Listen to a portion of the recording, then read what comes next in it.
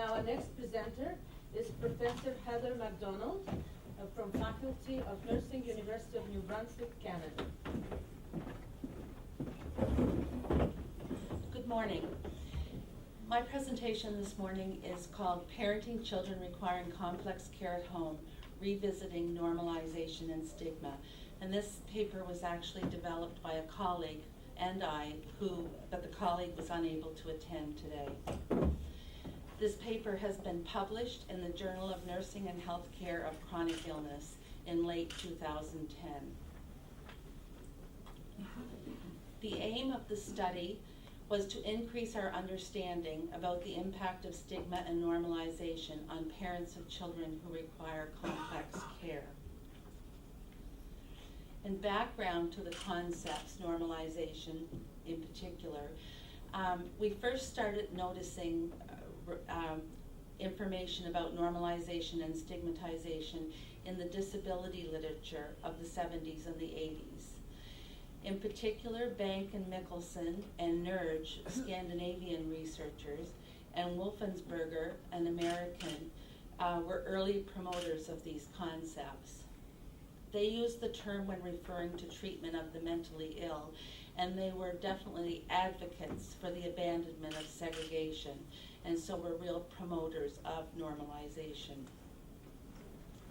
In the nursing literature, normalization and stigmatization started appearing in the 1990s, and Dietrich and Naffel were American scientists who were real promoters of this concept within nursing.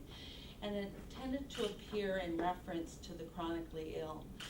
Healthcare professionals would encourage families of chronically ill children to construct their lives as close to normal as possible. And I can think back from practice in caring for example, children with cystic fibrosis who were receiving multiple medications, had to have aerosols 4 times a day, followed by chest physio. And I can remember discharging some of these children with their families, and how families said they couldn't live life as normal with this treatment regime. And they would sometimes cluster some of the treatments so that they could have at least a normal part of an afternoon where they could be like a normal family and go off to the beach or go off on a small venture. Attributes of normalization include acknowledging the condition and its potential threat to lifestyle, engaging in parenting behaviors and family routines that are consistent with normalization, developing a treatment regime that is consistent with normalcy, and interacting with others as if the child and family are normal. So adapting one's lifestyle so that the illness could be incorporated in a way that allowed them to live life as normal. Stigma was a societal attitude toward those who are different, according to Dietrich and Naffel. And then Goffman in 1963 talked about the goal of the stigmatized is to be accepted by the so-called normals. This study is a qualitative study using ethnography as the method of choice. This is actually one theme that I'm presenting today from a larger study on respite care for families of children with complex care needs.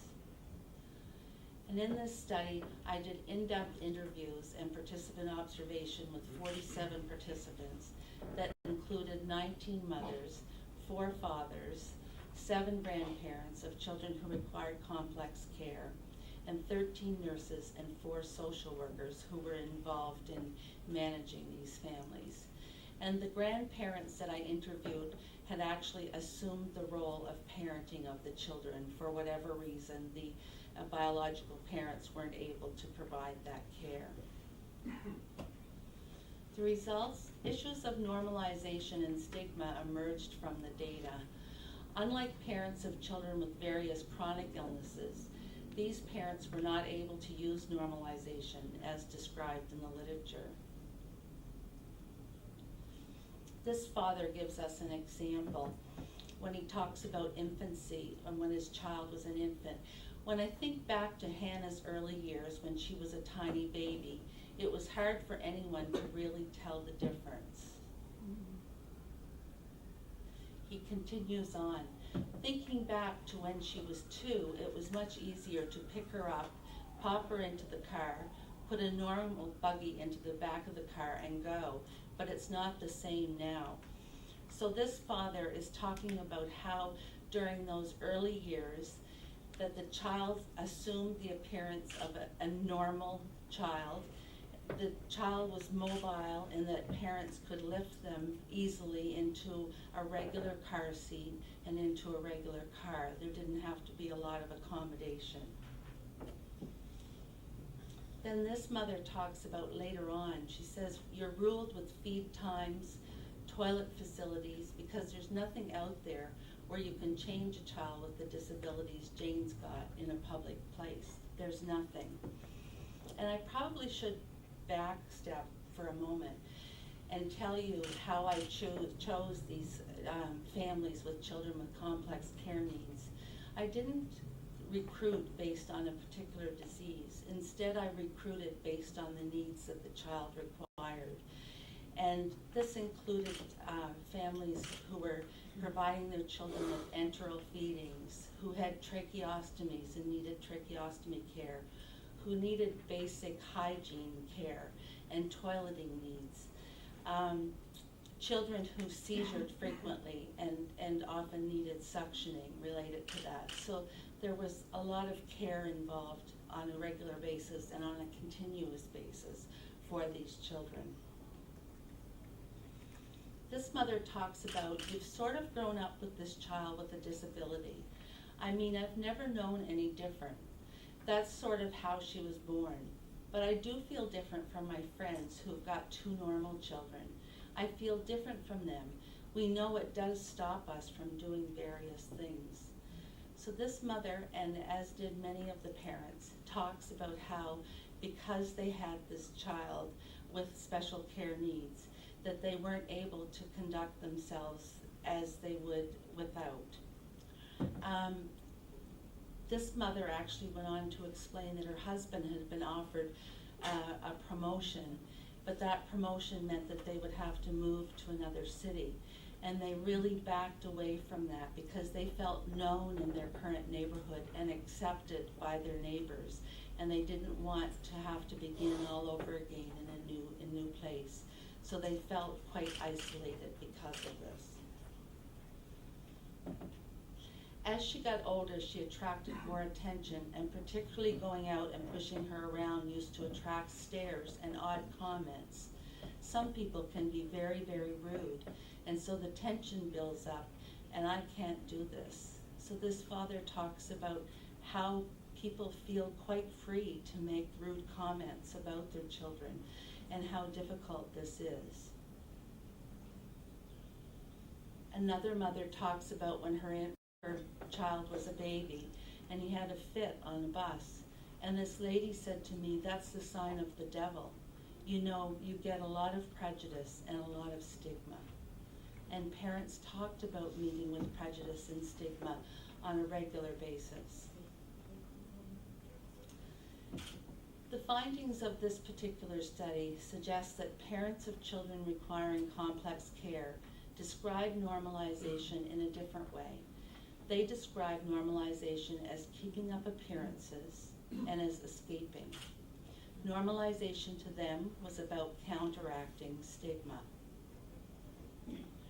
Keeping up appearances it was about the care of the child.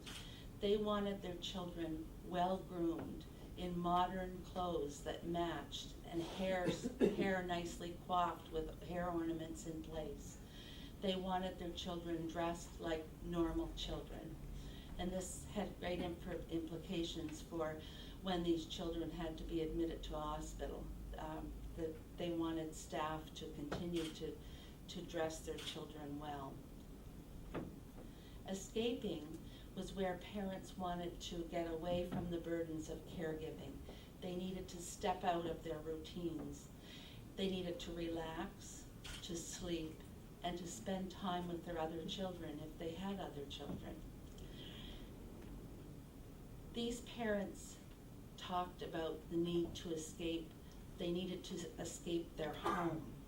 They needed somebody to come in their home to look after their child, or to take their child out to a special facility that provided respite care. They felt as though they needed to get out of the home because the home itself was riddled with indicators of the complex care that they delivered. Very often, the homes were full of supplies, for example, tracheostomy supplies, enteral feeding supplies, special equipment for giving basic care and for toileting. And I did this study in northeastern England and in 3 different districts within that country. And I found that the homes were very often terraced houses that certainly weren't constructed to accommodate a special needs child. And so equipment was very often stacked along walls, and equipment was all throughout the house, and it really became a predominant feature. There was one home that I visited that they had an elevator that lifted the child up through the kitchen ceiling into the bedroom upstairs in order to take the child to bed. So homes were certainly very different. I'm going to conclude with implications for practice. First of all, we really need to listen to the stories that parents tell us, and listen to their stories before encouraging normalization, because they can't normalize in the same way that a family with a child with another chronic illness can normalize. I'd also like you to realize that families with children with chronic illnesses such as cystic fibrosis or asthma or diabetes may choose whether or not they disclose their child's illness.